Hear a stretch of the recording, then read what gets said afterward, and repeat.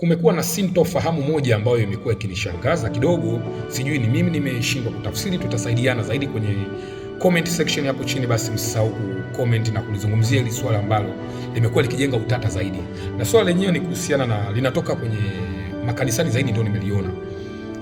Baadhi ya wachungaji nimeona wakiwa wanawainsist watu sana, jiteketeze, toa sadaka ya kujiteketeza, sijui nini.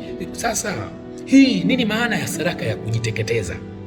Hili jambo linanipa wasiwasi, linanipa shida kidogo. Kama mtu unatoa sadaka ya kujiteketeza, hivi kweli na wewe ambao umetoa hiyo sadaka unaweza kuwa salama kweli?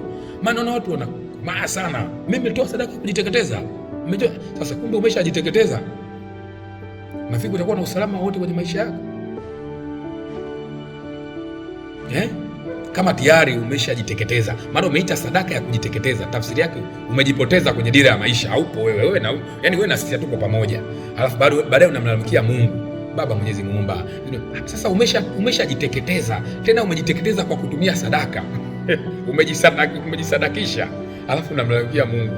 Baba yetu uliye mbinguni, Mungu Baba, hali utaelewa vipi hali ya maisha wakati umeshajiteketeza kupitia sadaka ya kujiteketeza? Hembu hii sadaka ya kujiteketeza vitafutie neno zuri, tuiweke vizuri kidogo, ikae vizuri. Lakini hili neno sadaka ya kujiteketeza linanichosha kidogo mimi kwamba yani kumbe wewe mwenyewe hujasukumwa na mtu, unajiteketeza mwenyewe, alafu nafikiri mambo yako yataenda. Wewe umakini unahitajika katika hilo. Katika ulimwengu wa vipofu, mwenye jicho moja, huyo ndiye mfalme. Nawapenda sana. Subscribe, like, lakini pia na kucomment